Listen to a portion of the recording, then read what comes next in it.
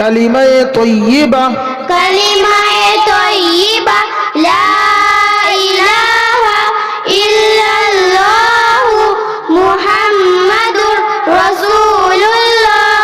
অর্থ আল্লাহ ছাড়া কোনো উপাস্য নেই, হযরত মুহাম্মদ সাল্লাল্লাহু আলাইহি ওয়াসাল্লাম আল্লাহ তাআলার রাসূল। এইরকম ভাবে বাচ্চারা কালিমায়ে শাহাদাত, তামজিদ, তাহমিদ, ইস্তিগফার, ইমানে মুজমাল, মুফাসসাল এগুলো বাচ্চার অর্থ সহ শিখে ফেলেছে। তারপরে পরে আছে সিরাত, নবীজির জীবনী। আমাদের হযরত এখনি বয়ান করছিলেন সিরাত সম্পর্কে। তো নবীজি সম্পর্কে আমরা খুব একটা সুস্পষ্ট ধারণা না রাখার কারণে এই সুন্নতগুলো আমাদের কাছ থেকে আজকে ছেড়ে যাচ্ছে। অথচ আল্লাহ তাবারক তাআলা নবীজির ইত্তেবা করার জন্য, অনুসরণ করার জন্য তাগিদ দিয়েছেন। এমনকি নবীজি এটাও বলেছেন, লা ইউমিনু আহাদুকুম হাত্তা আকুনা হাব্বা ইলাইহি মিন ওয়ালিদিহি ওয়া ওয়ালাদিহি ওয়ান নাসি আজমাইন, যে ততক্ষণ পর্যন্ত তুমি মুমিন হতে পারবে না যতক্ষণ নবী সাল্লাল্লাহু আলাইহি ওয়াসাল্লামের প্রশংসা করাকে নাত বলে। নাতে রাসূল আল্লাহ কা দুলারা প্যারা নবী हमारा अनवार का मनारा प्यारा नबी हमारा ईमान की रोशनी से दिल में किया उजाला जन्नत की राह दिखाई तोहफा दिया निराला बंदों को जब बुलाया खुदा की एक दर पर जख्मी हुआ बदन भी खाई है चोट सर पर पाईबंदी को बाधी बाधा मशर पर बिस्तर भी टाट का था कच्चा मका बसेरा अल्लाह का दुलारा प्यारा नबी हमारा अनवार का मनारा प्यारा नबी हमारा सल्लल्लाहु अलैहि वसल्लम सल्लल्लाहु अलैहि वसल्लम सल्लल्लाहु अलैहि वसल्लम। মাশাআল্লাহ। এই ছিল বাচ্চাদের নাত, অর্থাৎ নবীজির প্রশংসামূলক কথা দিয়ে বাচ্চারা নাত বলল। ক্লাস শুরু হওয়ার আগে যেমন আমাদের স্কুলে জনগণ মনে হয়, ঠিক তারই পরিবর্তে আমরা হামদ, নাত, নজম করাই। এরপরে তাদের ক্লাস শুরু হয়। ক্লাসে সর্বপ্রথম কোরআন আছে, কোরআন শেখানো হয়।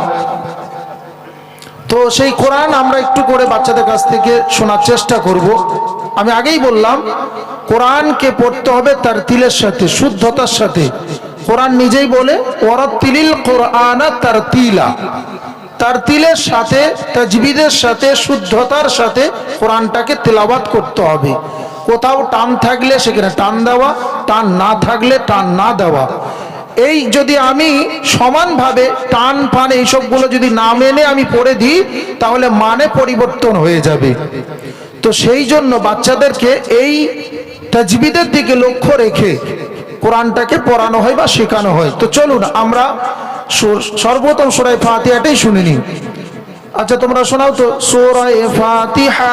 সূরা ফাতিহা মাক্কিয়া আউযু বিল্লাহি মিনাশ শাইতানির রাজীম বিসমিল্লাহির রহমানির রহিম আলহামদুলিল্লাহি রাব্বিল আলামিন আর রহমানির রহিম মালিকি ইয়াউমিদ্দিন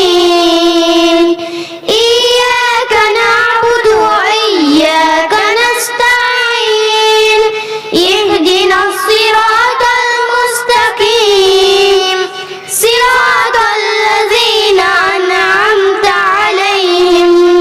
غير المغضوب عليهم ولا الضالين آمين মাশাআল্লাহ।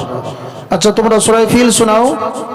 سورة فيل مكية أعوذ بالله من الشيطان الرجيم بسم الله الرحمن الرحيم ألم تر كيف فعل ربك بأصحاب الفيل ألم يجعل كيدهم في تضليل وأرسل عليهم طيرا أبابيل ترميهم بحجارة من سجيل فجعلهم كعصف مأكول মাশাআল্লাহ।